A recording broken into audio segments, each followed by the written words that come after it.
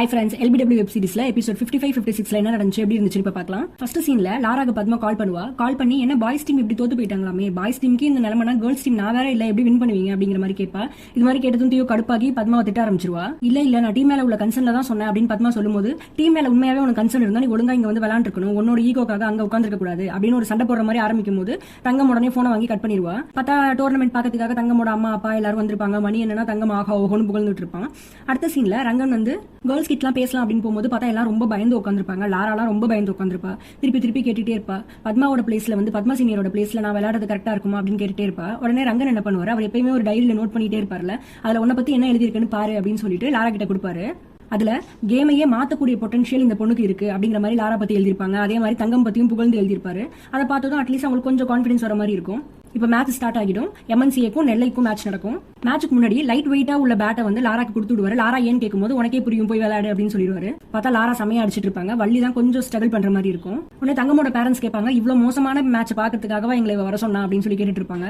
இல்ல பாருங்க, தங்கம் வந்ததும் மேட்ச் செமையா இருக்கும், அவன் மேட்சையே மாத்திடுவா அப்படின்னு சொல்லிட்டு மணி புகழ்ந்துட்டு இருப்பான். பார்த்தா வள்ளி அவுட் ஆகிடுவா. திருப்பி கொஞ்ச நேரத்துல கல்யாணி வருவா. கல்யாணி அவுட் ஆயிடுவா. அதுக்கப்புறம் தியோ கொஞ்சம் நல்லா ஆடிட்டு இருப்பா. இப்ப வந்து ட்ரிங்க்ஸ் பிரேக் விட்டுருக்காங்க. லாரா ரங்கன் கிட்ட சொல்லுவா, இப்ப ஏன் நீங்க எனக்கு லைட் வெயிட்டான பேட் கொடுத்தீங்கன்னு எனக்கு நல்லா புரியுது, என்னால நல்லா அடிக்க முடியுது அப்படின்னு சொல்லிட்டு இருப்பா. ஆனா வந்து என்னன்னா, என்னால 4-6 மட்டும் அடிக்கவே முடியல, எவ்வளவு அடிச்சாலும் போகவே மாட்டேங்குது அப்படின்னு சொல்லும்போது, இது வந்து பேட்டிங் பிச் கிடையாது, பவுலிங் பிச் தான், அதனால வந்து மோஸ்ட்லி 1s 2s நிறைய எடுக்க பாருங்க, ஓடிட்டே இருங்க அப்படிங்கிற மாதிரி அவர் சொல்லுவாரு. அப்புறம் 2 பேர் போய் விளையாடுவாங்க. பார்த்தா லாரா கொஞ்ச நேரத்தில் அவுட் ஆயிடுவா. தியோ வந்து 50 போட்டு செமையா அடிச்சிருப்பா. இப்ப டோட்டலா ரங்கன் வந்து 130 எடுங்க அப்படிங்கிற மாதிரி சொல்லியிருப்பாரு. பார்த்தா 109க்கு இப்ப ஆல் அவுட் ஆயிருப்பாங்க. மணி சொல்லுவான், சே தங்கம் மட்டும் வந்திருந்தா செமையா அடிச்சிருப்பா அப்படின்னு சொல்லும்போது, தங்கமோட அப்பா எப்படி 9 விக்கெட்டும் போனதுக்கு அப்புறமா அப்படின்னு கேட்கும்போது, இவன் சமாளிக்கிறதுக்காக இல்ல அவ வந்து ஒரு சீக்ரெட் பிளேயர் மாதிரி, அவர் இம்பாக்ட் பிளேயர், கோச் வந்து அவளை வந்து மறைச்சு வச்சிருக்காரு, ஏதாவது வேணும்னா திடீர்னு அவளை வந்து சர்ப்ரைஸா இறக்குவாரு அப்படிங்கிற மாதிரி சொல்லி பில்டப் பண்ணிட்டு இருப்பான். இந்த மேட்சுக்கு நடுவில் இப்ப அபி வந்து மணியோட ஃப்ரெண்ட்ஸ் கிட்ட வந்து மணியை காமிச்சு கேட்டுட்டு இருப்பான், அவன் பேர் என்ன அப்படிலாம் கேட்டு நேம் கேட்டுட்டு போவா. பார்த்தா இப்ப ட்ரெஸ்ஸிங் ரூம்ல கேர்ள்ஸ் டீம் ஃபுல்லா டல்லா உட்காந்துருக்காங்க. ஆனா ரங்கன் வந்து பாராட்டிட்டு இருக்காரு, நீங்க உங்களால எவ்வளவு முடியுமோ அவ்வளவு ஃபுல் எஃபர்ட் போட்டிருக்கீங்க, ரொம்ப சூப்பர் அப்படின்னு சொல்லி பாராட்டிட்டு இருப்பாரு. என்னதான் இருந்தாலும் இவ்வளவுதான் எடுத்திருக்கோம் அப்படின்னு சொல்லி எல்லாம் ஃபீல் பண்ணிட்டு இருப்பாங்க. இதுல நெல்லை டீமோட பேட்டிங் லைனப் வேற செமையா இருக்கும் அப்படின்னு சொல்லும்போது, எவ்வளவு நல்லா ஆடுற டீமுக்கும் கண்டிப்பா ஒரு வீக்னஸ் இருக்கும், சோ நீங்க அதை கண்டுபிடிங்க அப்படின்னு சொல்லும்போது, கல்யாணி சொல்லுவாங்க அவங்க 3 லெஃப்ட் ஹேண்ட் பேட்டர்ஸ் இருக்காங்க, அவங்க ஆஃப் ஸ்பினுக்கு வந்து கொஞ்சம் தடுமாறுவாங்க அப்படின்னு சொல்லும்போது, இப்போ வந்து நம்ம ஸ்பின்னர்ஸை வச்சு போலாம் இந்த மேட்ச் அப்படின்னு சொல்லி எல்லாம் டிசைட் பண்றாங்க. ரங்கன் லாஸ்டா சொல்றாரு, தியோ நீ ஓபன் பண்ணு, ஓப்பனிங்ல வந்து நீ பால் போடு அப்படின்னு சொல்லும்போது, தியோ வந்து இல்ல எனக்கு பயமா இருக்கு அப்படின்னு சொல்லும்போது, இல்ல நீ கன்சிஸ்டன்டா போடுவ, அதனால நீ போடு அப்படின்னு சொல்லி தியோ போட சொல்லுவாரு. தியோ பால் போட போனதுமே பாய்ஸ் டீம்லாம் கொஞ்சம் ஷாக் ஆயிடுவாங்க. பார்த்தா வந்து போன ஒரு 2 ஓவர் 3 ஓவர்லயே வந்து தியோ வந்து அவுட் ஆக்கிருப்பாங்க. அடுத்து தங்கம் வருவா. தங்கமோட ஃபர்ஸ்ட் பால்லயே விக்கெட் விழுந்திருக்கும். அவங்க அப்பா அம்மா ரொம்ப ஹாப்பி ஆயிடுவாங்க. டோட்டலா தங்கம் வந்து 4 விக்கெட் எடுத்திருப்பா இந்த மேட்ச்ல. உடனே பாய்ஸ் டீமுக்கே ரொம்ப ஹாப்பி ஆயிடும், இது என்னடா ரங்கன் சாரோட ஸ்ட்ராட்டஜியா செமையா இருக்கே அப்படின்னு சொல்லி புகழ்ந்துட்டு இருக்காங்க. இப்ப பார்த்தா செமையா ஆடி 96லயே வந்து நெல்லை டீம் ஆல் அவுட் பண்ணிருப்பாங்க. ஆல் அவுட் பண்ணி நம்ம MNC வந்து வின் பண்ணிருப்பாங்க. இப்போ போயிட்டு ஹாஸ்டல்ல செமையா என்ஜாய் பண்ணிட்டு இருக்காங்க. இதெல்லாம் பார்த்து பத்மா கடுப்பாக்குறாங்க. இது வரைக்கும் தான் ஃபர்ஸ்ட் எபிசோட் இருக்கும். நெக்ஸ்ட் எபிசோட் ஸ்டார்டிங்லேயே பார்த்தா பாய்ஸ் எல்லாம் சோகமா உட்காந்துருப்பாங்க. ஜாக்கி வந்து சொல்லுவான், நெக்ஸ்ட் மேட்ச் தாமிரபரணி கூட தாண்டா, அதெல்லாம் நம்ம அசால்ட்டா வின் பண்ணிடலாம் அப்படின்னு சொல்லிட்டு இருப்பாங்க. இதுக்கு நடுவில் அபி வந்து கியூட் பாய் அப்படின்னு எழுதி ஒரு பால் வந்து மணிக்கிட்ட உருட்டி விட்டுட்டு இருப்பா. இப்போ மேட்சுக்கு ரெடி ஆயிட்டு இருப்பாங்க.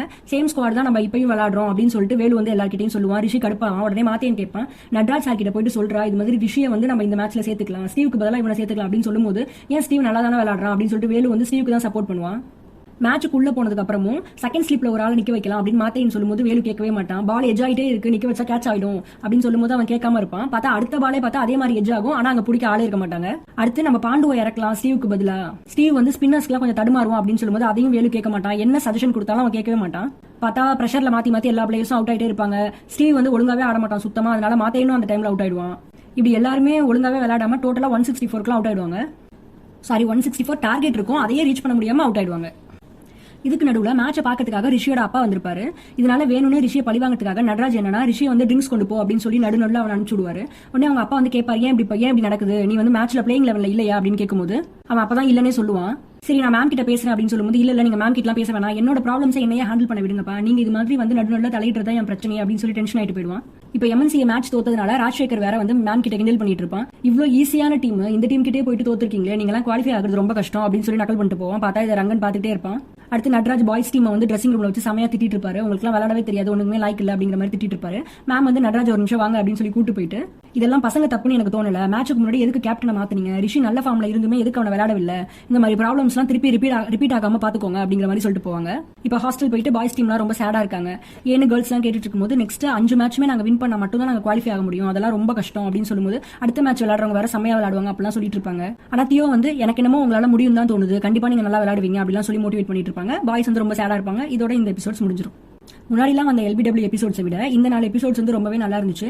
இருந்தாலும் கொஞ்சம் ஆர்டிஃபிஷியலா சில சீன்ஸ் தெரியுது வந்து இருந்துகிட்டே தான் இருக்கு. பிளேயர்ஸ் வந்து அவுட் அப்படின்னு கத்தும் போதுல கொஞ்சம் கேஷுவலாவே இல்ல, சும்மா அந்த நெஜ கிரிக்கெட் மாதிரியே கத்தணும் அப்படின்னு கத்துற மாதிரி கேர்ள்ஸ் டீம்ல வந்து அதிகமா தெரிஞ்சிச்சு.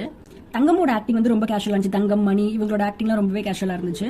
இன்னும் சீன்ஸ் எல்லாமே கொஞ்சம் நேச்சுரலா எடுத்தா ஸ்போர்ட்ஸ் வேற, ஸோ பார்க்கவே கொஞ்சம் இன்ட்ரெஸ்டா இருக்கும். அதெல்லாம் வேணா இம்ப்ரூவ் பண்ணிக்கலாம். அவ்வளவுதான். நெக்ஸ்ட் எபிசோட்ல என்ன நடக்குதுன்னு அடுத்த வீடியோல பார்க்கலாம். தேங்க்யூ.